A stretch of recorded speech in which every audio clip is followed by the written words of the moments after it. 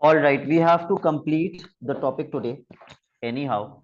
So what we are going to do is हम लोग last question से backwards करेंगे आज की क्लास में questions. Come to question number 70. Question number 70 और प्लीज थोड़ा तेज तेज क्वेश्चन पढ़ के समझिएगा so that we do not have to waste a lot of time on each question. Question 70 पढ़ लीजिए जल्दी से.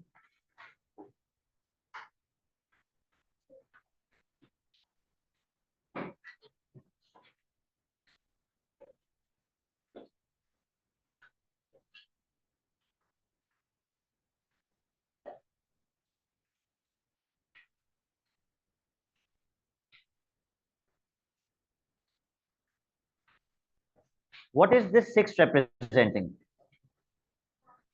What odd? Red odd क्या?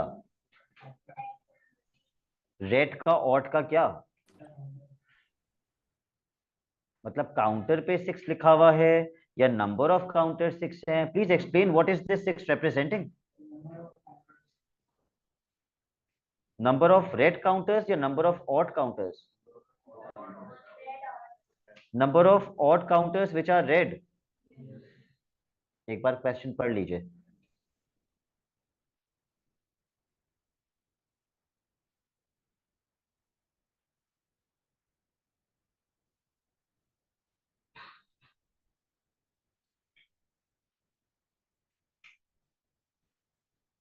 Uzaifa, what is your understanding? What is this 6 representing?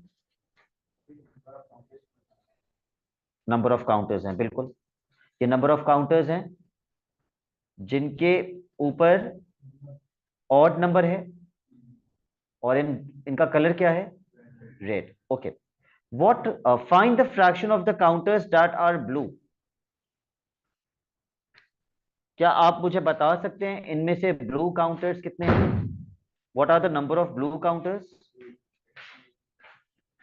चलो यहां टोटल्स लिखते हैं. रेड काउंटर्स 15 है, ब्लू काउंटर्स 8 है, odd counters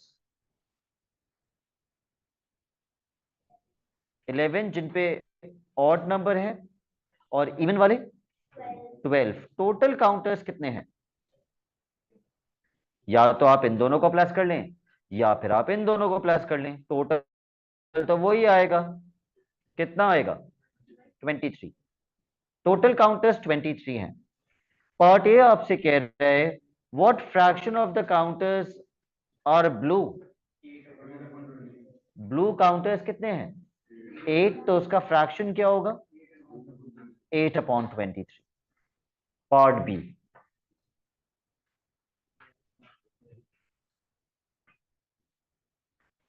find the ratio of odd to even numbers. पहले तो मुझे बताओ ये रेशियो कैसे निकलता है. क्या करने से निकलता है रेशियो. क्या करने से निकलता है डिवाइड ऑड टू इवन यानी कि odd divided by even. Odd वाले कितने 11. इवन वाले कितने हैं 12. That is your answer. 11/12.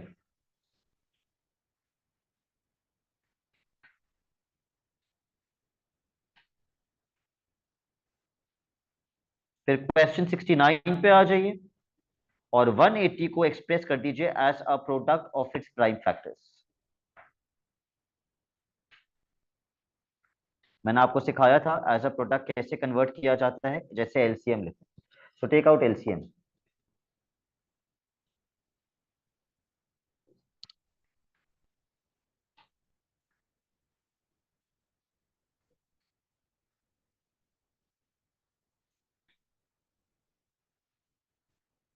To 90 जा 180. 245 जा 90. अब 2 से नहीं जा सकता. नहीं 3 से जा सकते हैं तो पहले 3 से करेंगे. 3 से कैसे जा सकते हैं बिलाल. 3 से अगर मैं 45 को मुझे 3 से कैंसिल करना है तो 3 1 जा 3. एक कैरी हो जाएगा और ये क्या बन जाएगा 15. 3 के टेबल में 15 आता है ना. 3 कितना था 15. तो 15 आ गया आंसर. दोबारा 3 के टेबल में जा सकता है. 3 5 जा 15 और आखिर में 5 आएगा. क्या मैं इनको मल्टीप्लाई कर दूंगा नो, मुझे आंसर कैसे लिखना है? As a product. तो मैं क्या लिखूंगा? 2 square multiply by 3 square multiply by 5। Question में नहीं पूछा हुआ, लेकिन मैं सिर्फ आपसे पूछ रहा हूं ये देखने के लिए कि आप लोगों को याद है या नहीं। अगर मुझे इसको एक स्क्वायर नंबर बनाना है, क्या 2 की पावर के हिसाब से ये स्क्वायर नंबर है? यस, क्योंकि पावर क्या है? इवन। क्या 3 की पावर के हिसाब से ये स्क्वायर नंबर है? यस, क्योंकि पावर क्या है? Multiple of 2। Multiple of 2 is the correct word. क्या 5 की पावर के हिसाब से ये स्क्वायर नंबर है? नहीं। तो मुझे कितने और 5 चाहिए? एक और 5 चाहिए इसको स्क्वायर नंबर बनाने के लिए। क्यूब नंबर चेक करते हैं। क्यूब नंबर बनाने के लिए समहा पावर किसका मल्टीपल होना चाहिए? 3 का। क्या 2 की पावर के हिसाब से ये क्यूब नंबर है? नहीं। कितने और 2 चाहिए? एक और 2 चाहिए। क्या 3 की पावर के हिसाब से ये क्यूब नंबर है? नहीं। कितने और 3 चाहिए? एक और 3 चाहिए।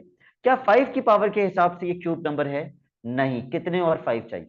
2 और 5 चाहिए। Very good. ये सब अगर मैं इस पे मल्टीप्लाई कर दूंगा तो ये कैसा नंबर बन जाएगा? क्यूब नंबर बन जाएगा। But this is not what the question is asking us to find. The question in part B is asking us to find square root 180। 180 का स्क्वायर रूट बगैर कैलकुलेटर के।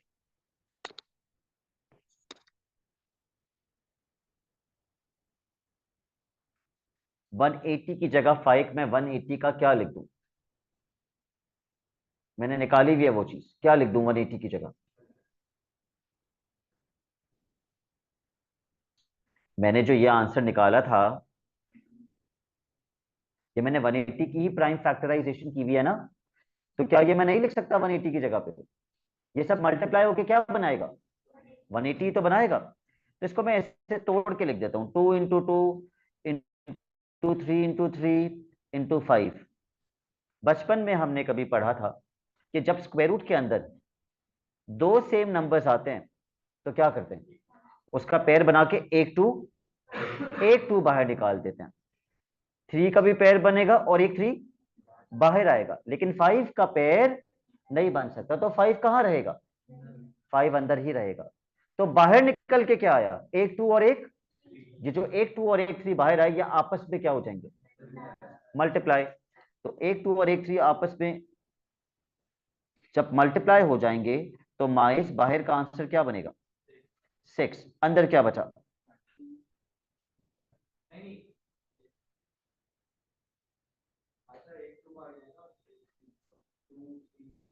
नहीं, ये दोनों बाहर एक 2 निकला है। ये दोनों 3 मिला के एक 3 बाहर निकला है।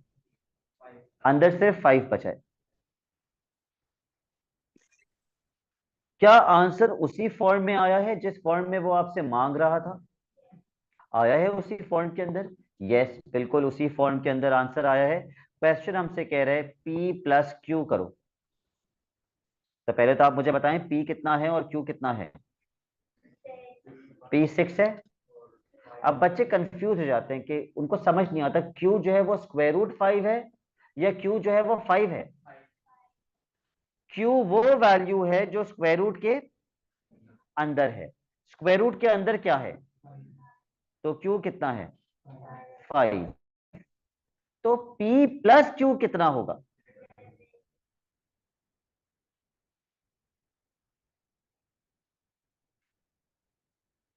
P प्लस Q 11 होगा।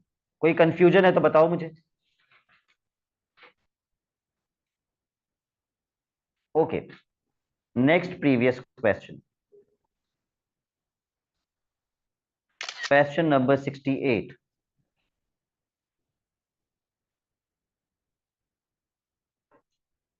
हमने सिग्निफिकेंट फिगर्स पढ़ लिए। Okay, part A, evaluate. Shayan, सबसे पहले क्या करेंगे? फर्क नहीं पड़ता। फर्क नहीं पड़ता तब भी। आप बता दीजिए आप क्या करेंगे? मल्टीप्लाई। Okay, 6 3 18 +8 divided by 2। इसके बाद आप क्या करेंगे? Divide 8 divide by 2 is 8 divided by 2 is 4. 18 plus 4, which is 22.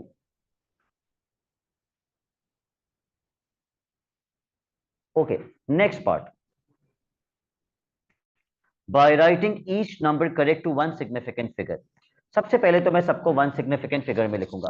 19.2 का पहला सिग्निफिकेंट डिजिट क्या है? 1. Will it change? क्योंकि इसके बाद क्या है? तो मेरा आंसर क्या बनेगा इसका? सिर्फ 2 बनेगा या 20 बनेगा? ये तो 2 हो जाएगा, बाकी सब 0 हो जाएगा.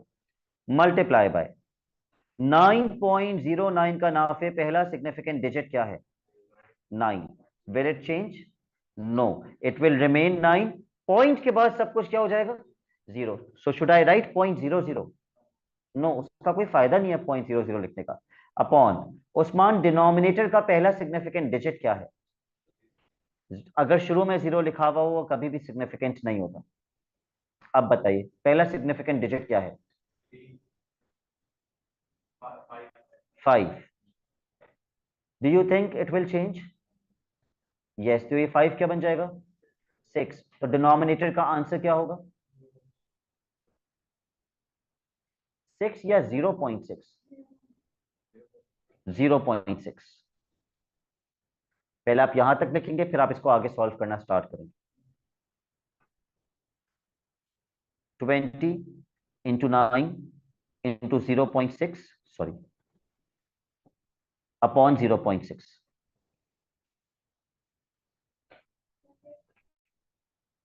2 9 का क्या होता है? 18. तो 20 इंटू 9 क्या होगा? 180 अपॉन 0.6. अब मुझे डेसिमल हटाना है तो मुझे ऊपर नीचे किससे मल्टीप्लाई करना है? 10 से. तो न्यूमरेटर क्या बन जाएगा? 1800. और डिनोमिनेटर क्या 6 के टेबल में 18 आता है? तो ये एक आसान सी कैलकुलेशन है. 6 1 जा 6, 6 3 जा 18 और आगे 2 zeros एज इट इज आ जाएंगे. तो मेरा आंसर क्या बनेगा? 300. My answer is going to be 300. Question number 67. Backwards जा रहे हैं ना, तो अब हम 67 करेंगे. अच्छा 67 है ही नहीं, 66 पे आ जाइए.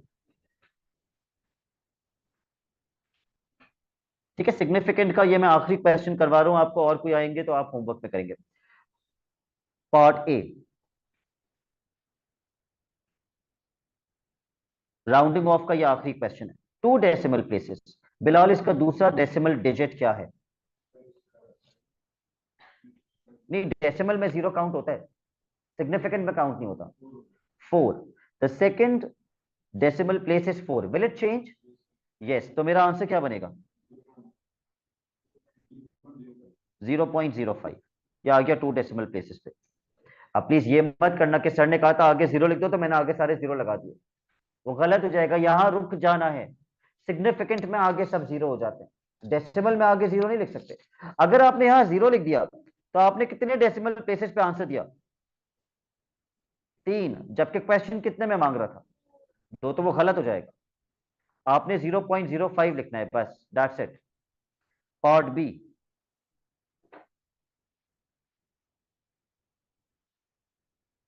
Estimate the value of square root 200. Estimate का मतलब क्या होता है?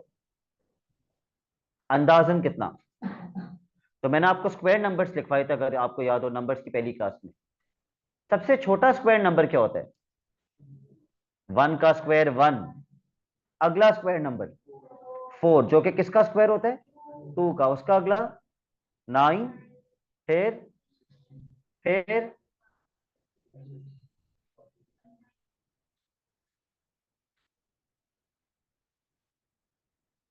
13 का स्क्वायर क्या होता है? 169. और 14 का स्क्वायर 196. और 15 का स्क्वायर 225. अंदाजन इसका स्क्वायर रूट कितना होना चाहिए? मैंने सारे स्क्वायर नंबर्स यहां लिखे हुए हैं. 196 किसका स्क्वायर होता है? 14 का स्क्वायर होता है। तो मैं स्क्वायर रूट 200 को जबरदस्ती बना देता हूं स्क्वायर रूट कितना? 196। मुझे तो अंदाजन आंसर देना है ना, मैंने 196 बना दिया। और 196 का स्क्वायर रूट 14 होता है। ये कितने सिग्निफिकेंट फिगर्स में मैंने आंसर दिया? 2। क्वेश्चन मुझसे किसने सिग्निफिकेंट में मांग रहा था? 2। यही आंसर क्वेश्चन अगर साथ मुझसे 1 सिग्निफिकेंट में मांगता तो मैं इस 14 को क्या बना देता? 10, क्योंकि पहला सिग्निफिकेंट डिजिट 1 है और 1 चेंज नहीं होता क्योंकि उसके आगे क्या है? 4, तो ये 10 बन जाता। लेकिन क्वेश्चन ने 1 सिग्निफिकेंट में नहीं मांगा था, 2 में मांगा था। पार्ट सी, इन सबको 1 सिग्निफिकेंट पे लिखिए अपने हिसाब से। I give you a minute और फिर इसका आंसर निकाल लीजिए। मैं एरो भी बना देता हूं आपके लिए कि पहला सिग्निफिकेंट डिजिट सबका क्या है।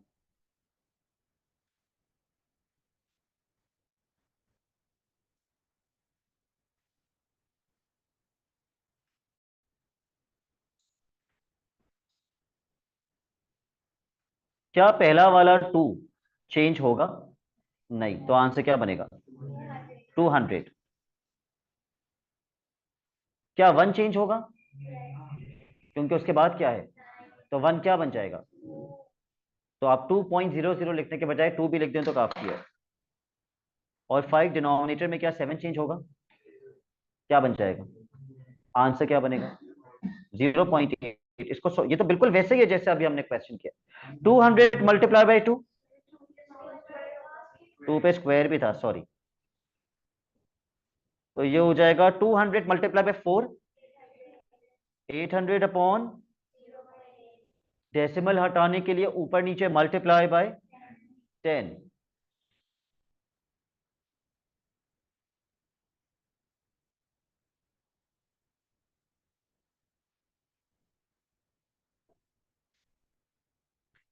8 को 8000 से कैंसिल कर दीजिए। 1000।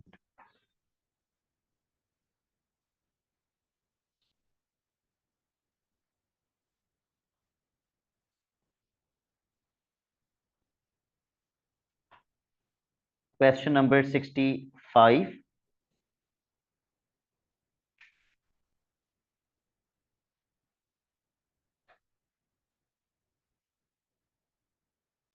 ठीक है, ये क्वेश्चन तो हम करेंगे, लेकिन ये एक प्रॉब्लम क्वेश्चन है। तो ये समझाने के लिए let's do an example. Suppose मेरे पास दो नंबर्स हैं, 42 एंड 56। और क्वेश्चन मुझसे कहता है कि इसका एलसीएम निकालो। तो आप क्या करेंगे? आप अभी लिखना नहीं, प्लीज समझ लेना पहले। आप लिखेंगे 42 कॉमा 56। 2 21 जा, 2 28 जा। फिर मैं दोबारा 2 लिखूंगा। 21 तो नहीं कैंसिल होगा, लेकिन 28 कैंसिल होकर क्या बन जाएगा? 14। फिर मैं दोबारा 2 लिखूंगा। 21 तो कैंसिल नहीं होगा, लेकिन 14 क्या बन जाएगा? 7। अब मैं क्या लिखूंगा? 3। 3 7 जा, और यहां भी 7, और फिर 7 1 1।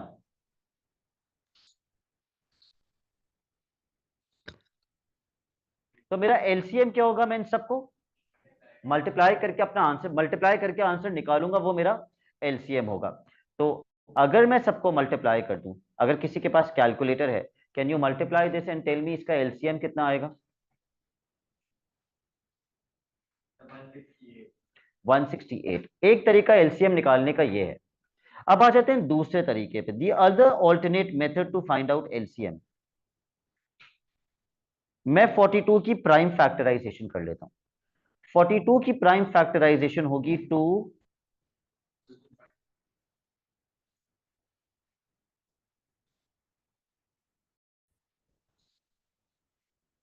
इंटू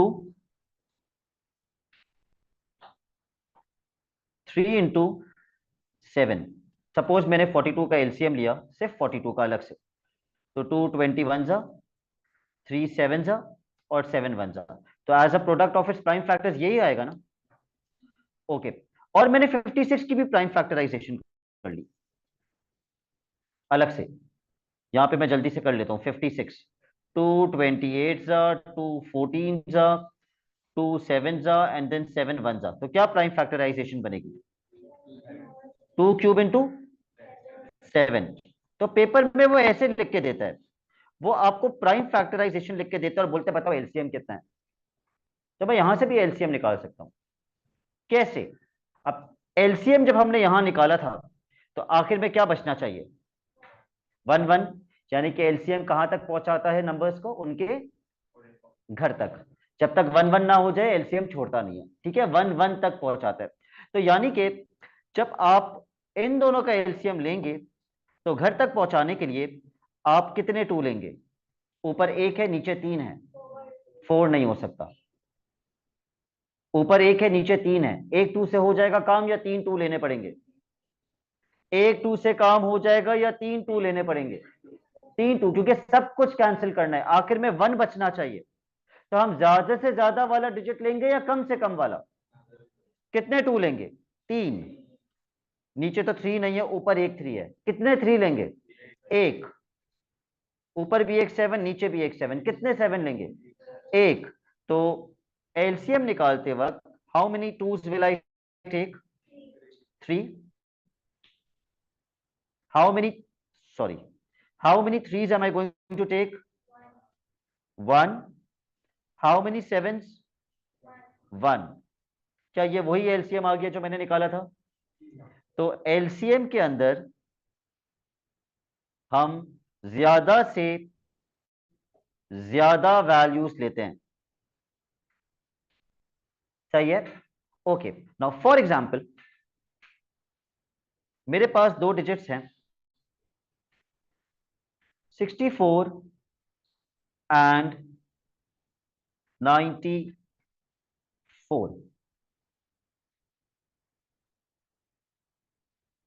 इन दोनों को as a product of its prime factors लिखिए, दोनों को individually as a product of its prime factors लिखिए, और फिर इसका एलसीएम निकाल के बताइए।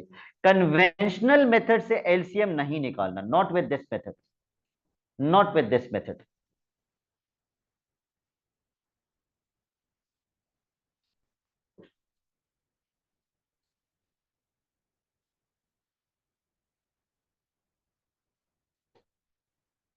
Sixty four.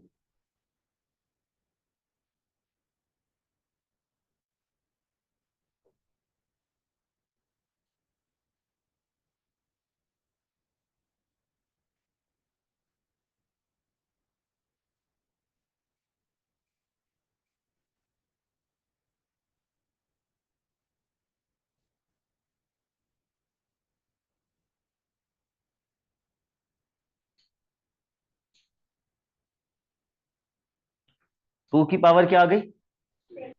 6। अब 94 कर लीजिए अलग से।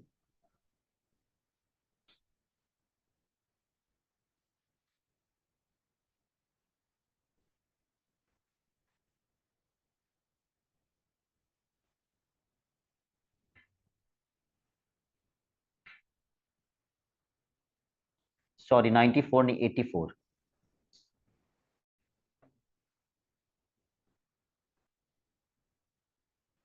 84।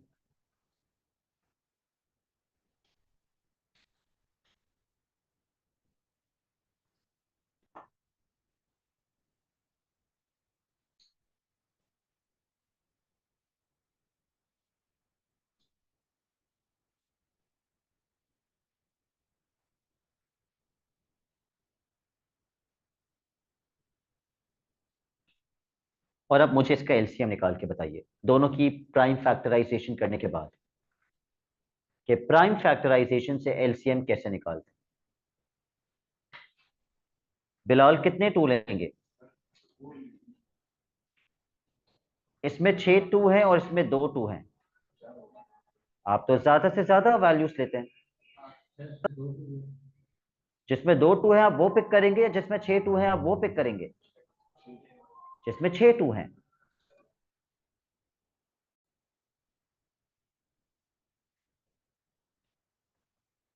What about 3?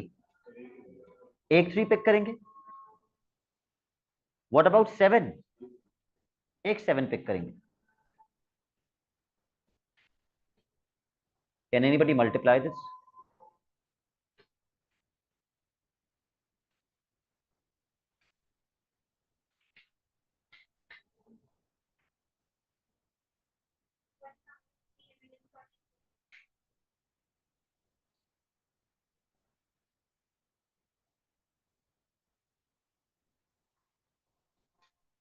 अब HCF की हेडिंग डालिए।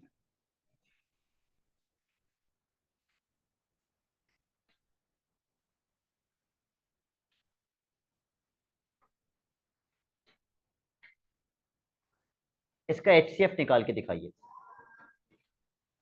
लेट्स सी कितने बच्चों को याद है HCF कैसे निकालते हैं।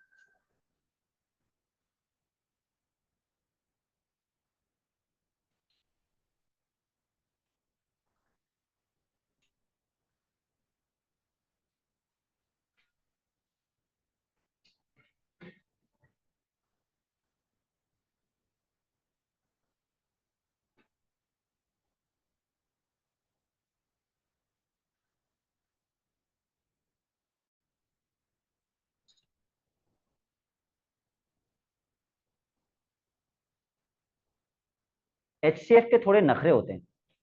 जैसे एलसीएम घर तक पहुंचाता है, HCF में वो सीन नहीं है। HCF बोलता है दोनों नंबर से एक नंबर डिवाइड होगा तो ही आगे बढ़ूंगा, वरना आगे नहीं जाऊंगा। क्या ऐसा कोई नंबर है जो इसके टेबल में ये दोनों आते हो? 2।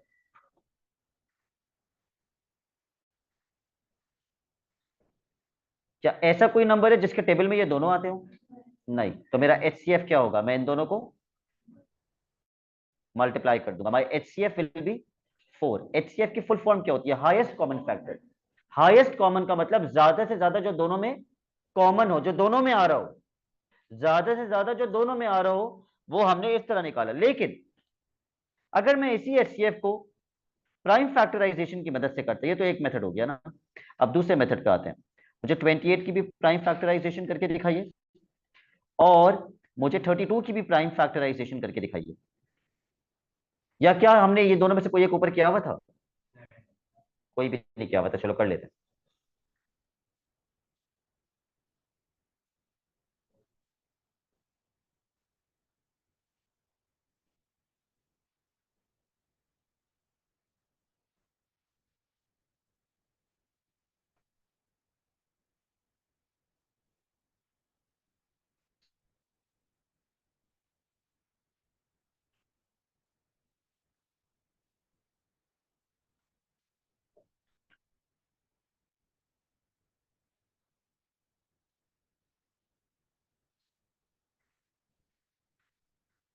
जिस तरह हम LCM में ज्यादा से ज्यादा कंसीडर करते हैं,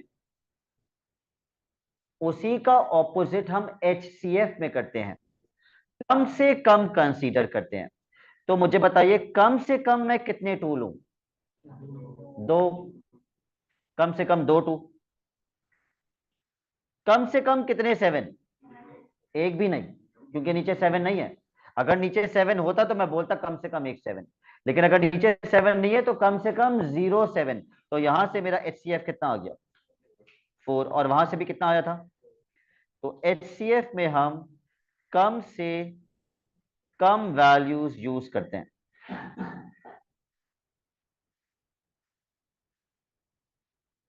let's come back to the question that we left. Part A, express 108 as a product of its prime factors. 1 minute लगना चाहिए, बल्कि 1 मिनट भी नहीं लगना चाहिए, 1 मिनट के अंदर हो जाना चाहिए। 108 किससे स्टार्ट करोगे? 2 से स्टार्ट कर लीजिए।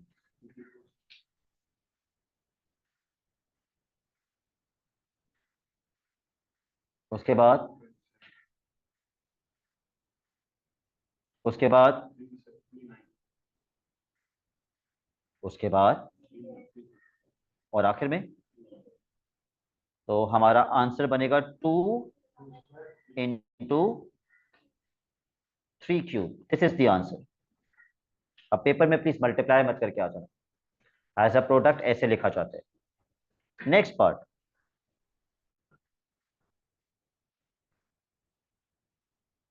देखो आप ये क्वेश्चन कितना मुश्किल करके ये आपको देगा, लेकिन अगर आपका कॉन्सेप्ट क्लियर है तो आपको प्रॉब्लम नहीं होगी।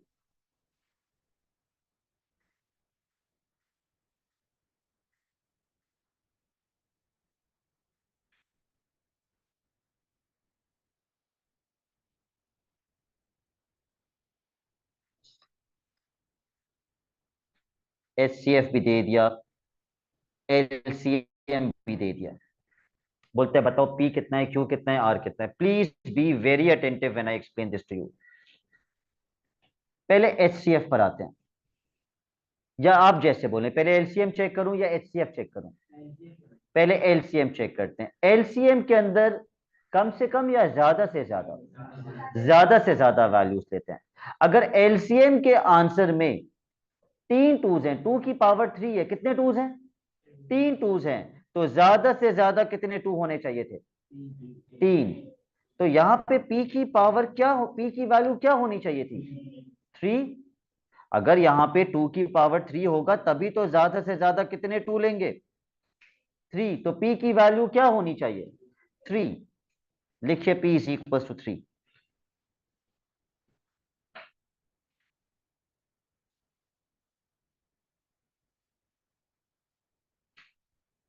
एलसीएम के अंदर 5 की पावर क्या है, 3। इसका मतलब ज्यादा से ज्यादा कितने 5 होने चाहिए, 3।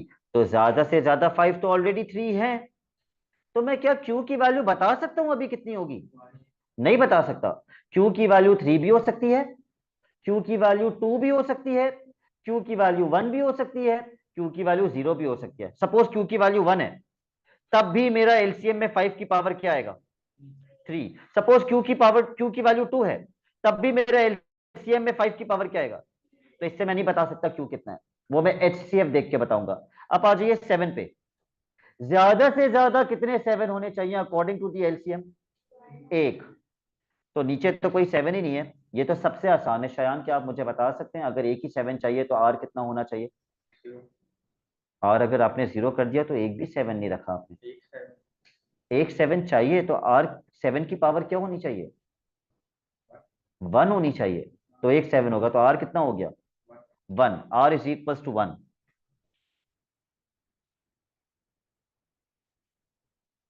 अब हुजैफा HCF में मुझे बताइए ज्यादा से ज्यादा लेते हैं या कम से कम, कम से कम। सिर्फ किसकी वैल्यू रह गई, Q की वैल्यू रह गई। ठीक है, वो किसकी पावर है, 5 की पावर है। मुझे बताइए कम से कम कितने 5 होने चाहिए, 2। Q कितना होना चाहिए, 2। अगर Q 2 है और यहाँ 3 है तो मुझे बताओ HCF लेते वक्त 2 5 लोगे या 3 5 लोगे, 2 5, क्योंकि HCF में कम से कम यूज करते हैं। तो Q की वैल्यू क्या होनी चाहिए, 2 होनी चाहिए।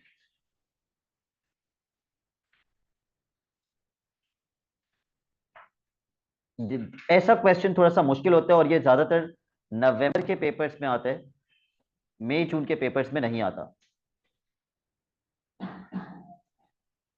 64 इज द लास्ट क्वेश्चन जो मैं अभी करवा रहा हूं, then I will give you questions to solve on your own.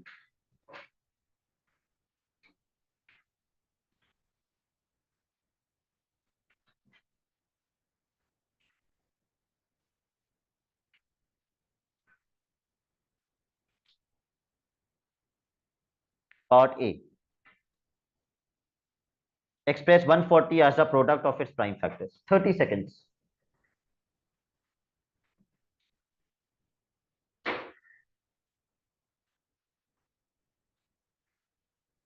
कर लिया रधवा,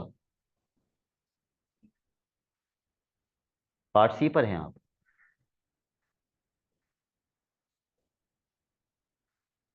140 as a product of its prime factors आपने क्या लिखा, एलसीएम लिया ना, तो क्या क्या आया आंसर आपका, 2 स्क्वायर, 2 2 आए, उसके बाद एक 5 आया, तो पहले 3 नहीं आना चाहिए था, 3 नहीं है। ये लोग तो कह रहे हैं 3 नहीं है।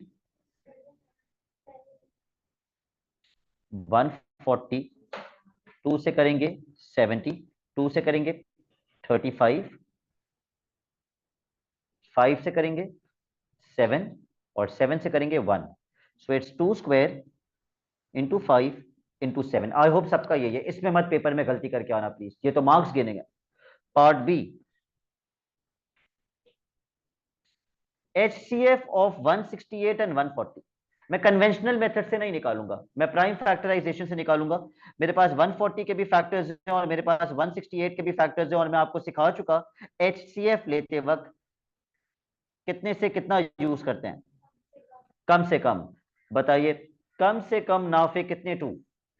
2 2। कम से कम कितने 3? एक भी नहीं, एक भी नहीं। कम से कम कितने 5? एक भी नहीं।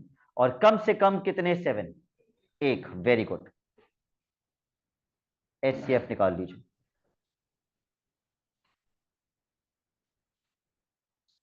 2 स्क्वायर इंटू 7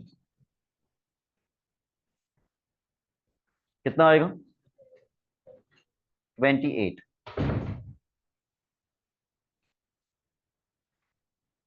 पार्ट सी, 168n को क्या बनाना है? Square number. 168 के ऑलरेडी फैक्टर्स हमने क्या निकाले हुए, बल्कि क्वेश्चन में क्या दिए हुए? Into 3 into 7। स्क्वायर नंबर बनाने के लिए साथ मुझे कितने 2 और चाहिए? क्योंकि पावर क्या है, तो पावर मल्टीपल ऑफ क्या होना चाहिए? 2। तो एक 2 और चाहिए, और एक 3 और चाहिए, और एक 7 और चाहिए, ताकि ये पावर भी 2 बन जाए, ये पावर भी 2 बन जाए। मुझे एक 3 और चाहिए और एक 7 और चाहिए। तो बताइए ये जो एक्स्ट्रा मुझे चाहिए वो n है, वो कितना होगा? इसको मल्टीप्लाई करके बताइए। 42।